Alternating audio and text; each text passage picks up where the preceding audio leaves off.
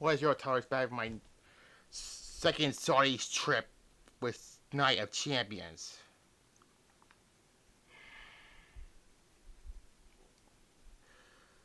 The only consolation I'm giving this is we're out of this damn country. I said before, these Saudi shows are not fun to watch. I said this before.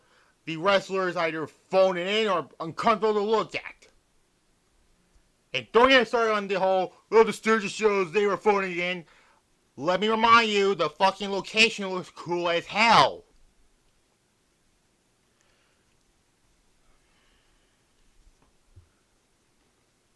Anyways, June 28th was a Raw and SmackDown event in the Kingdom of Riyadh, Saudi Arabia. Yay.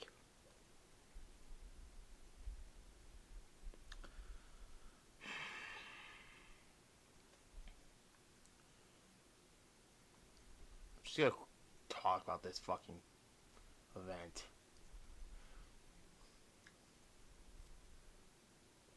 This fucking blood money show.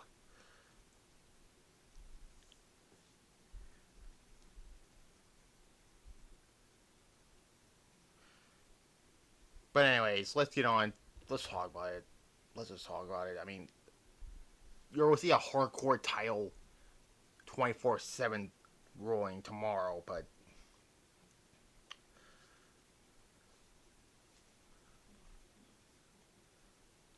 whatever. We get the King of the Ring tournament finals for a shot at the WWE Championship at SummerSlam between two SmackDown wrestlers. Cody Rhodes defeats Randy Orton. This was mostly just a house show match, really. And Randy Orton, I swear to God, he is the most phoned-in wrestler when they went to go to these fucking Saudi shows.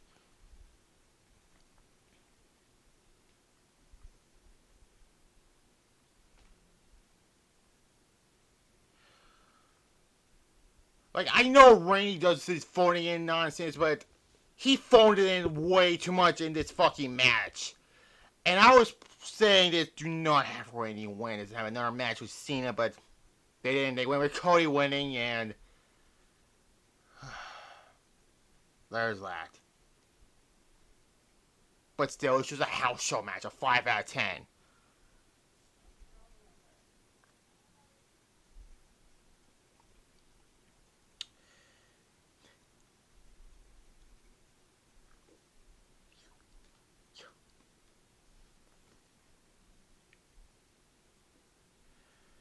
Then we get this street fight.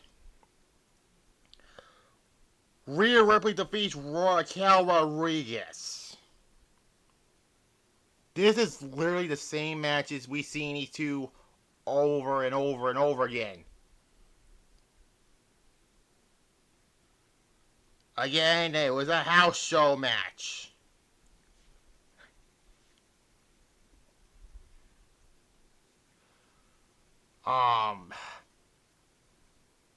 There's that. Roxanne interferes and got a trash can on her head, and that was it for her. Why does every... I gotta talk about this. Why does every fucking heel wants to be a part of fucking Judgment Day? It's like the fucking Alliance in 2001. Why does every... If you're a fucking heel, you're part of the fucking Alliance. It's saying here in 2025, if you're a fucking heel, you're part of the fucking Judgment Day.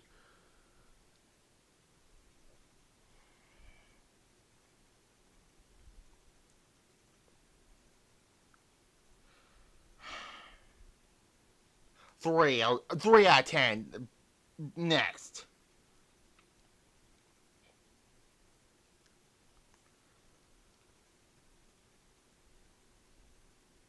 Then we get the match that's just thrown on the card. Sami Zayn defeats Karrion Kross. Karrion Kross is basically a certified jobber. Yeah. A 1. This was a no needed. And Sami Zayn, by the way, he couldn't be in Saudi Arabia the first time around, but then in 2023 they allowed him to go, which Okay, so the country had a soul after all. Whatever.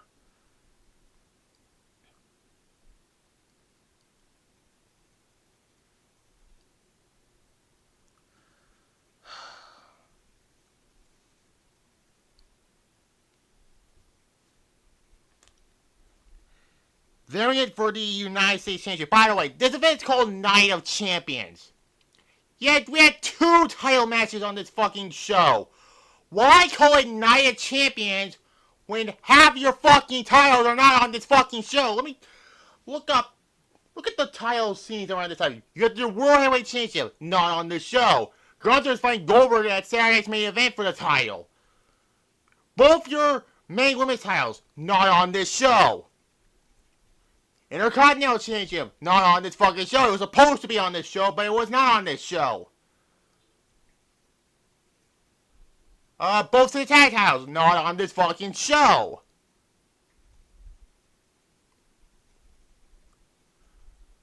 What else?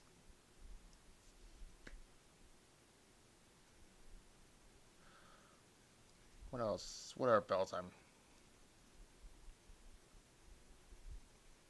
Both women's main card titles, not on this fucking show. At this point, what's the point of the women's Intercontinental Championship? What's the point of the women's U.S. Championship? What's the point of the fucking women's tag team titles? Which, by the way, Raquel was here, got beaten by Rhea Ripley for like the umpteenth billionth time.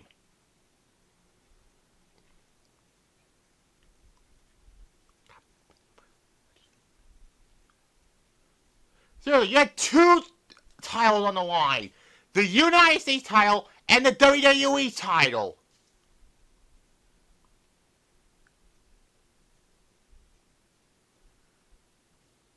And why call the show Night of Champions when none of your fucking titles mean we're not on this fucking card?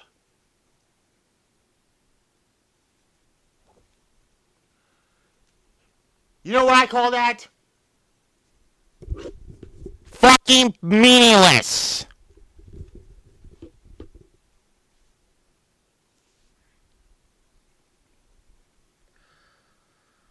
Where the fuck was I? Oh yeah, the United States Championship. Solo Sikoa defeats Jacob Fatu to win the United States title. Of all people to beat Jacob Fatu is Solo Sikoa. The man who couldn't beat Cody Rhodes at SummerSlam because Roman Reigns got involved. Tonga Loa made his return. Yeah. And this other JC Miro, aka Dollar Store Rhino, got involved also. And this other guy. And I was like, who the fuck this Giant Gonzalez lookalike is?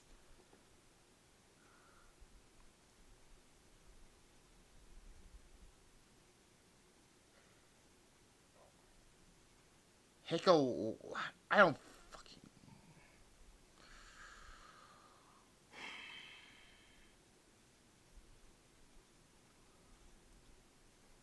Why?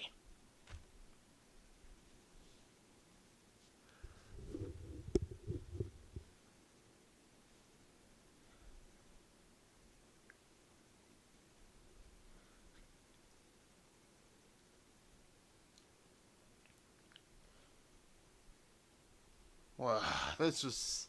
Again, it was a meaningless house show match. Oh, a title change in Saudi Arabia.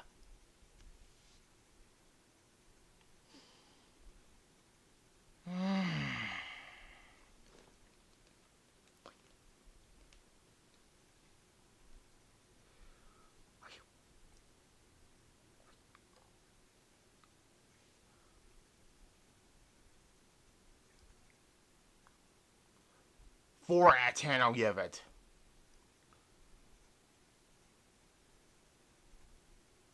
Just...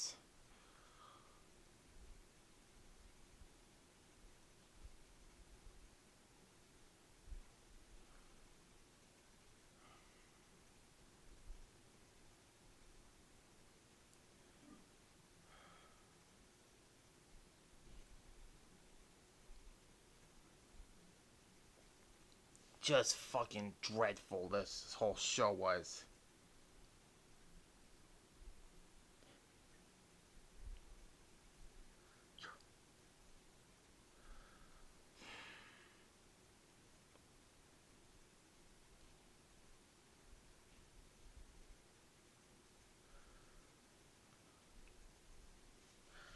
And then we get the last match in this Queen of Ring tournament match. They fucking gave Jade Cargill the fucking win. Are you fucking serious? You had Charlotte in this tournament. She should have won this. Asuka was in this. She should have won this. Hell, I would have given Alexa Bliss this fucking tournament win. Hell, I would have gotten the worst fucking person in this fucking tournament. I would have went fucking Rhea Ripley.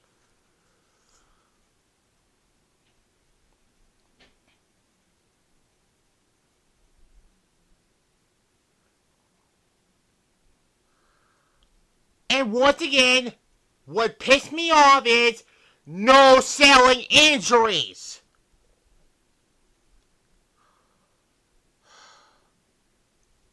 One. Fuck this.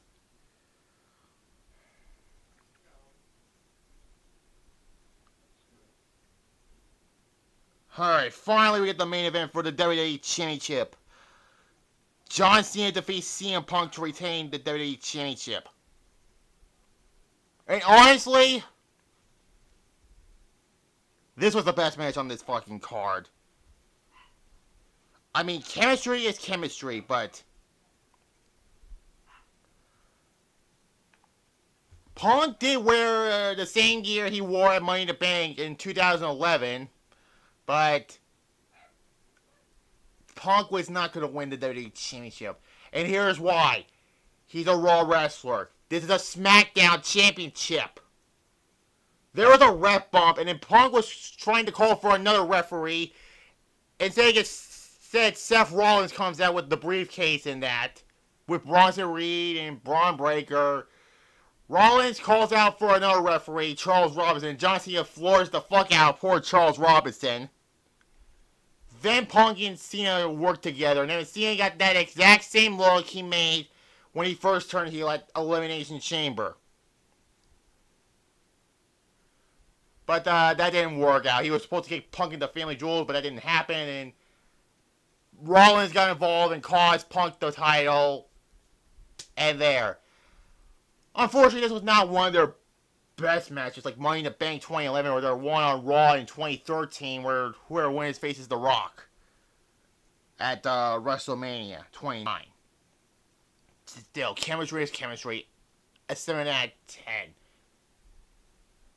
But I give the show a 5 out of 10. And there's that. So the hardcore title scene will be tomorrow, and then Showdown episode 84 will be more qualifying for the Quest for Destiny Quest for Gold ladder match. But there's that. Like this video, comment below, subscribe to this channel, and notification bell, and as well as my standard channel, Child's Retro Reviews, you will see ECW Anarchy Rules 1999 in there. Bye.